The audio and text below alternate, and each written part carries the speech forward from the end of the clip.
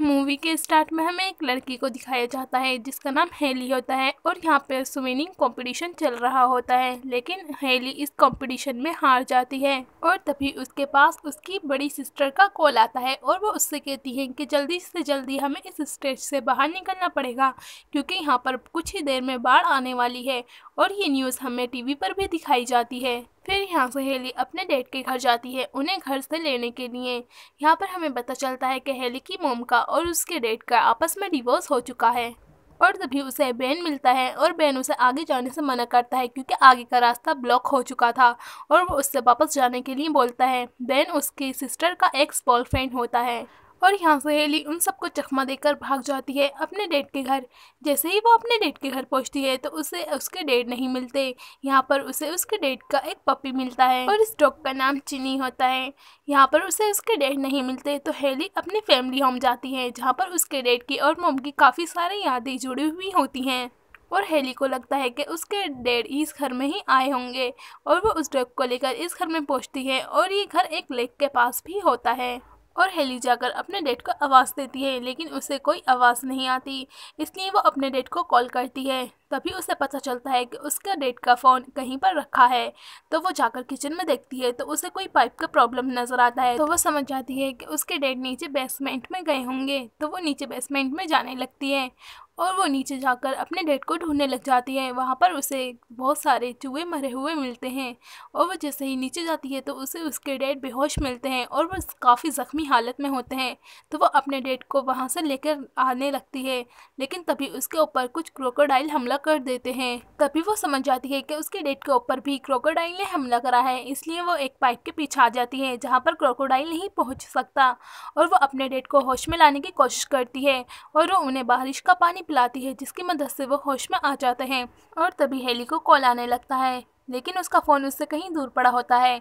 जब वो अपने डैड को यहाँ से बाहर निकाल रही थी तो उपया बाय मिस्टेक से उसका फ़ोन वहीं पर गिर गया था, इसलिए वो अपने फ़ोन को वहाँ से उठाने के लिए जाती है और वो 911 पर कॉल करती है। यहाँ से वो हेल्प मांगती है। तभी एक क्रोकोडाइल आकर पीछे से उसका पैर पकड़ लेता है। वो किसी तरीके से उस क्रोकोडाइल से अपना पैर छुटाती है लेकिन तभी पीछे से एक क्रोकोडाइल आकर उसका रास्ता ब्लॉक कर देता है, इसलिए वो दूसरी जगह जाकर छुप जाती है। लेकिन हेली का फ़ोन वहीं पर रह जाता है और क्रोकोडाइल आकर उस पर पैर रख देता है जिसकी वजह से उसका फ़ोन टूट जाता है। यहाँ पर उसके डैड उससे पूछते हैं क्या तुम ठीक हो और हेली कहती है हाँ मैं ठीक हूँ, लेकिन हेली का पैर काफ़ी ज़ख्मी हो जाता है तो भी वो अपने पैर को एक पट्टी करती है ताकि खून ना बहे और ज़्यादा बारिश होने की वजह से वहाँ पर पानी भरने स्टार्ट हो जाता है। तभी हेली दो चोरों को देखती है जो कि पेटीएम चुरा रहे होते हैं और वहाँ से कुछ खाने की चीज़ें भी चुराते हैं।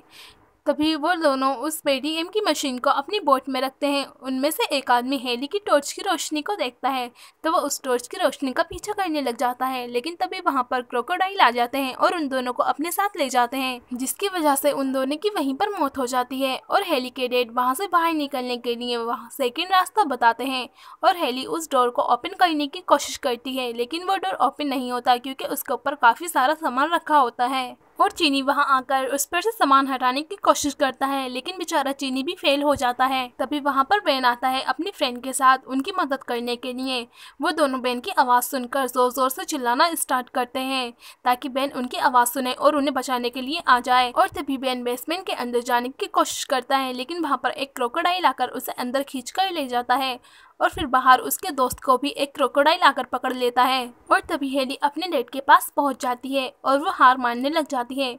यहाँ पर उसके डैड उसे हौसला देते हैं और उससे कहते हैं कि हमें हार नहीं माननी चाहिए, हमें पूरी तरह कोशिश करनी चाहिए यहाँ से बाहर निकलने के लिए। और तभी उसके फादर वहाँ से बाहर निकलने के लिए एक और रास्ता बताते हैं और वो उससे कहते हैं कि तुम उस पाइप के थ्रू वहाँ से ऊपर चली जाओगी। और उसके डैड उससे कहते हैं कि मैं इन सबका ध्यान डिस्ट्रैक्ट करूँगा जब तक तुम यहाँ से स्विंग करके बाहर निकल जाना।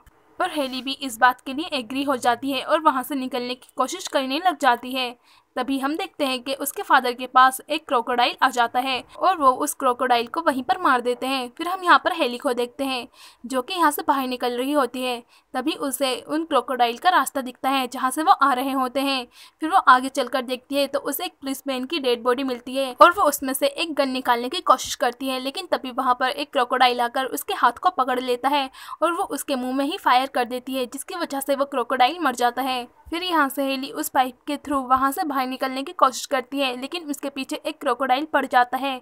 लेकिन फिर वो वहाँ से बाहर निकलने में कामयाब हो जाती है। फिर हम देखते हैं कि उसके डैड जहाँ पर फंसे हुए हैं वहाँ पर पूरी तरीके से पानी भर गया है और उन्हें सांस लेने में भी प्रॉब्लम होने लग जाती है।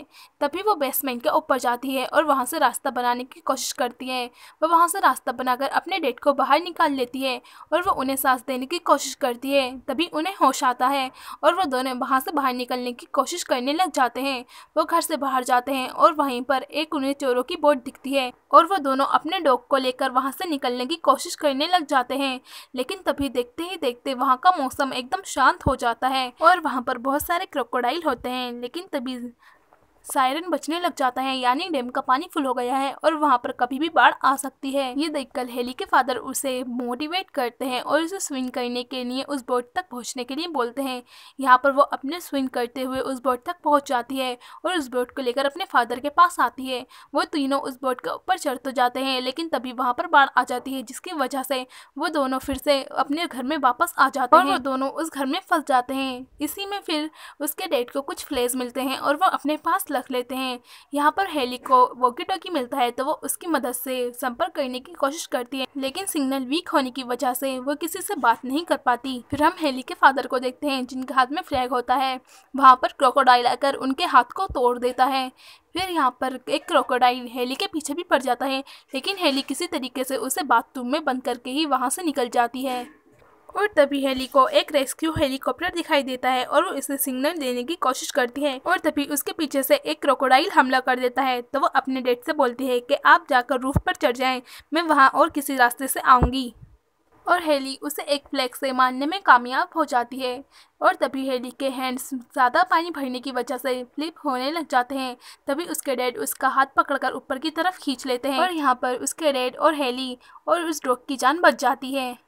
तभी हेली को एक हेलीकॉप्टर आता हुआ दिखाई देता है और वो उसे सिग्नल देती है और वो हेलीकॉप्टर इनकी तरफ आने लग जाता है और ये मूवी यहीं पर एंड हो जाती है। सो गाइस, अगर आपको मेरी मूवी अच्छी लगी हो तो प्लीज़ लाइक करें इस वीडियो को और शेयर करें और सब्सक्राइब करें मेरे चैनल को और कमेंट करना ना भूलें। Thanks for watching.